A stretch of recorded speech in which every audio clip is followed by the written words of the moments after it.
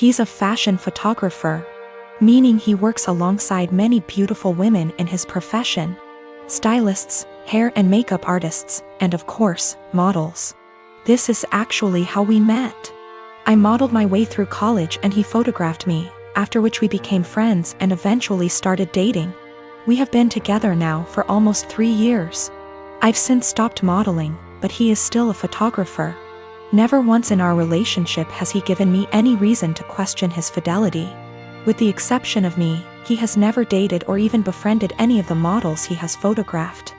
That was, until Rachel came into the picture. I've met Rachel. She seems like a fun chick, the type of girl who draws a lot of positive attention just by entering a room. She's beautiful, but her personality really shines through. She makes you feel like you're her best friend when you're talking to her. A very cool person through and through. That said, I'm not the only one who feels this way. My boyfriend also adores Rachel. The first time he photographed her, he stayed late at the studio and discussed ideas for their next shoot for nearly 3 hours. He was actually late for a night out with me because of it. But he's always had terrible time management, so I didn't think anything of it. The lateness has now become a steady, recurring factor in their shoots together. They hang out long after the stylists and makeup artists leave the studio.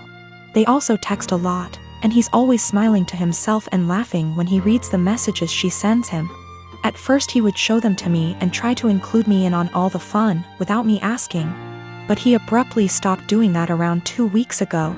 He tilts his phone away from me now when Rachel messages him. I'm not the jealous type, but if my BF had a history of doing this with the other models, I'd let it slide. The fact that he is only like this with Rachel, and me, I suppose, makes me wary of what might have transpired between them. Rachel herself has stopped talking to me. We used to communicate and have an easy, casual friendship via IG and Snapchat, but she pretty much ignores me now. Guilty conscience? I don't know. The real kicker is, my boyfriend now has a photo of Rachel as the wallpaper on his phone. He's apparently proud of the concept and the editing, and claims it has nothing to do with Rachel herself. Which is totally believable, but doesn't sit right with me. I told him that and he told me I was being irrational. Rachel is single, by the way. She and her BF broke up around 3 weeks ago. I really don't want to fall into the jealous GF trope, but what else am I to think? I don't want to make crazy demands and accuse my BF of cheating on me. Even emotionally, but he really does seem to be fond of this girl in a way that really hurts me. He has other female friends and he doesn't act that way with them. He's capable of being friendly with a girl without flirting or acting suspicious, but with Rachel it's different. He has slowly become very attached to her and I feel like I'm losing him. I have expressed this to him a couple of times, but he always tells me I have nothing to worry about and that he and Rachel are just kindred when it comes to photography. The long nights, constant texting, and phone wallpaper mean nothing. Oh, by the way, she's practically naked in the photo and it wasn't taken for any sort of publication, just for fun. Am I being irrational? Unreasonable? How would you feel in this situation? What would you do? Update. My photographer boyfriend has been growing very close to one of his models, and acting dismissive of my concerns regarding their work relationship. He has a practically naked photo of her as his phone wallpaper. WTF am I supposed to think? He and I are meeting for lunch in an hour. He confessed. I'm kind of a mess right now, but I'm lucky enough to have an amazing support system and a clear head. That's all I really wanted out of this unfortunate situation.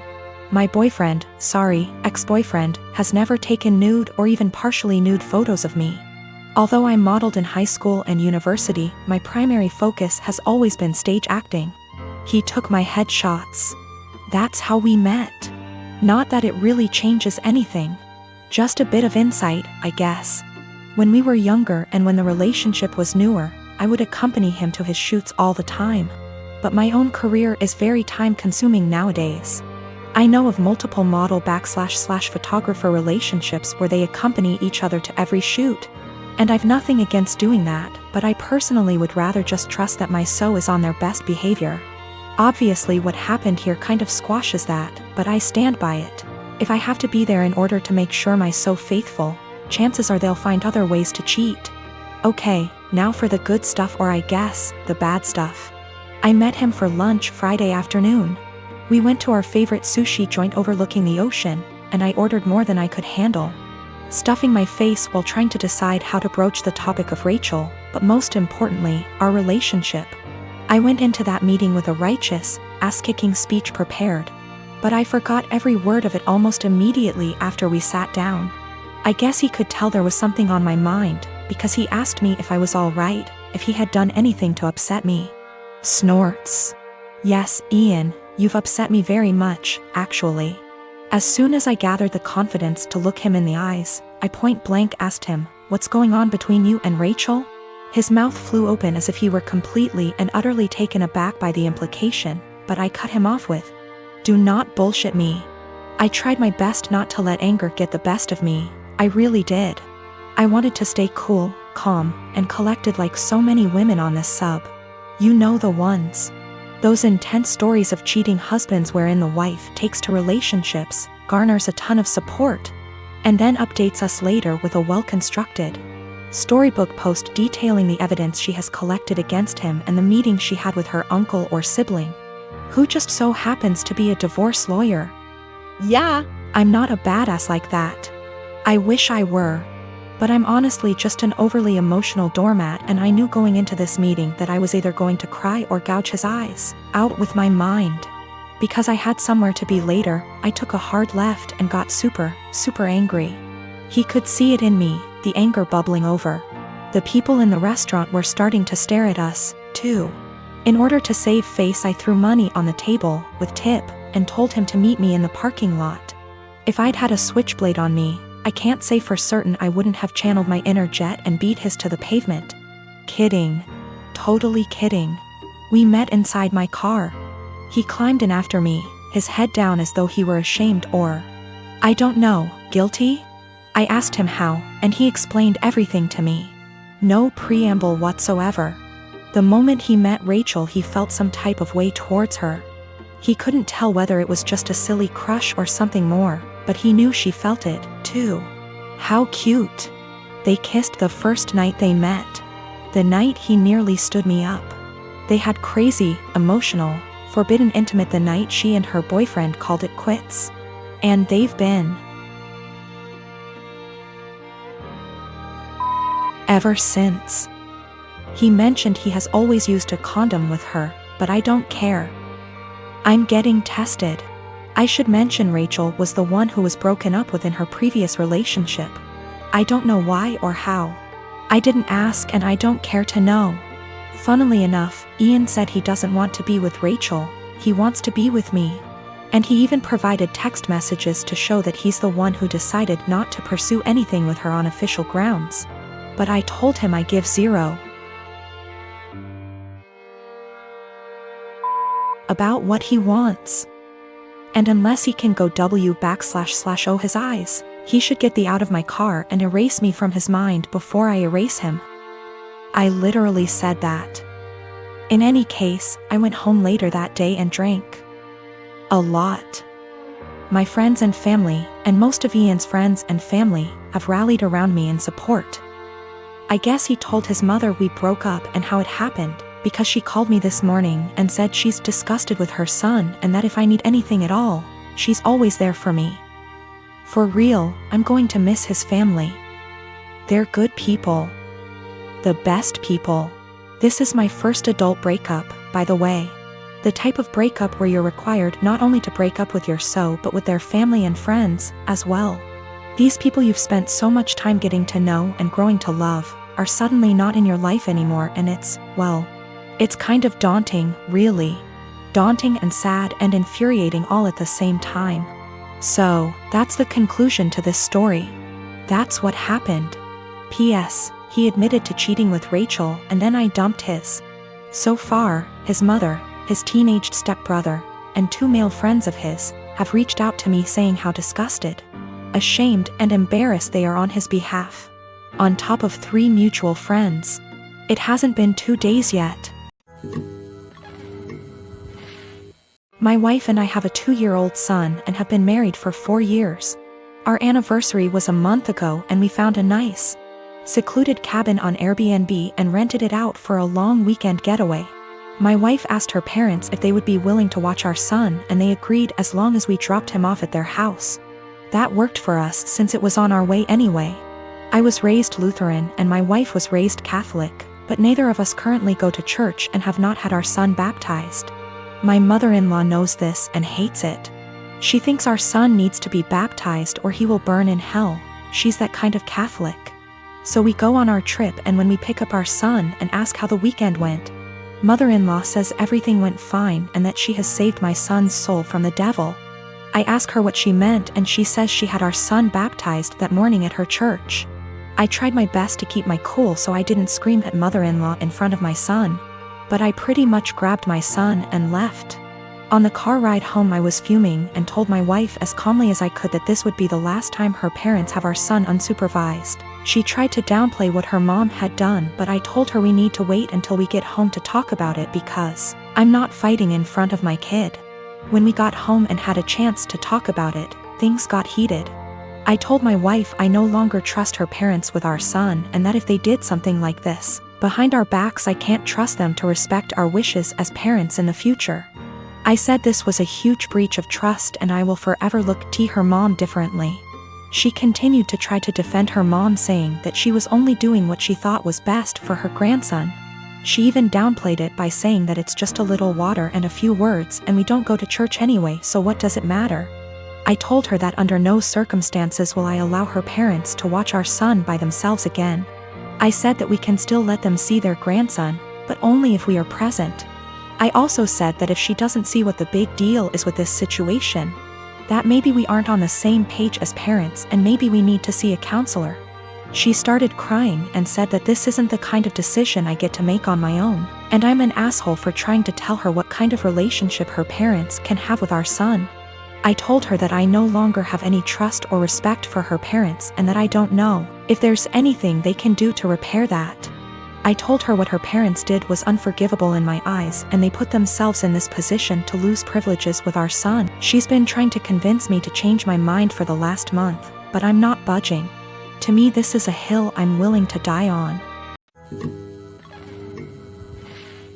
I gave birth to my daughter weeks ago. My experience was pretty traumatic, and since it was my first, I had no clue what to expect.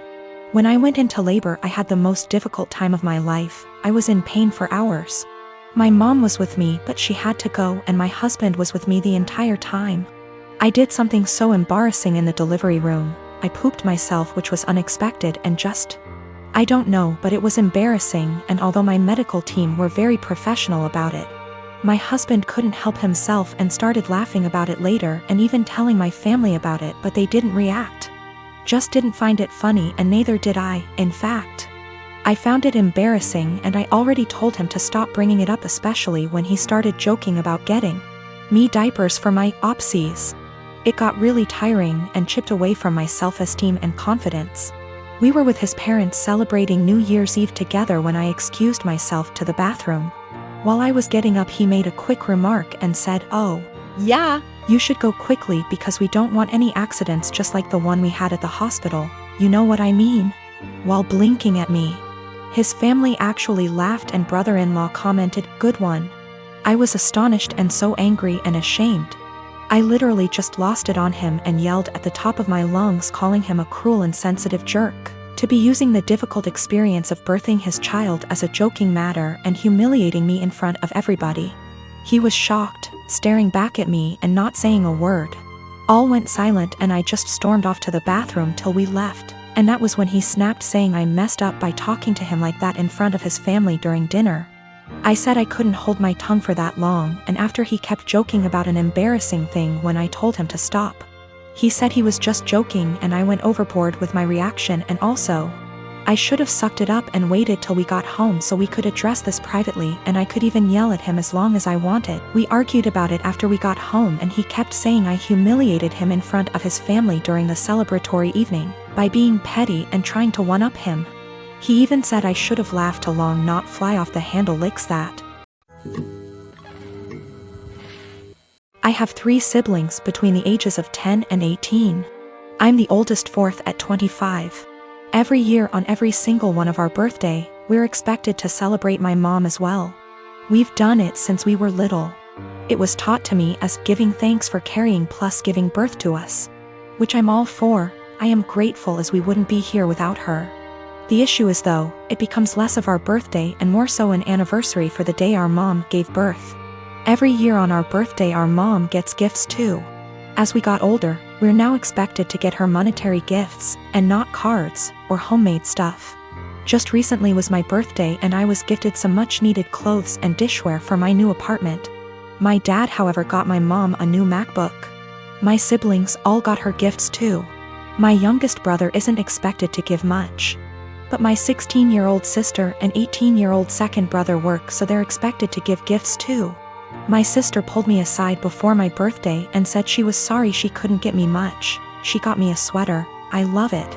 And that she wanted to get me more but our mom was pressuring her to get a certain necklace for our mom. Apparently my mom had been dropping hints for months and my sister was worried our mom would be upset and feel underappreciated if she didn't get it. I asked how much it was, and my sister said it was $300. I honestly lost it on our mom and chewed into her later that afternoon when my mom opened her gifts after me. I think she's ridiculous for even wanting my sister to spend so much on a gift. Mom started crying and my dad kicked me out. Mom won't answer calls but my aunt, mom's sister, called and said I was a POS for not respecting my mother and that I'm a selfish, narcissist child for being jealous of the gifts mom got. I thought I was in the right, but now I don't know. It's been over 2 weeks and mom won't answer my calls. She's been posting on Facebook inspiration quotes about letting go of the toxicity in your life, how blood doesn't equal family, and how hard it is to be a mother. Several family members, aunt, grandma, uncle, and 2 of my cousins, are replying to the posts and are very obviously directing vague comments at me about being a horrible daughter. What to think now because of how many people are on her side.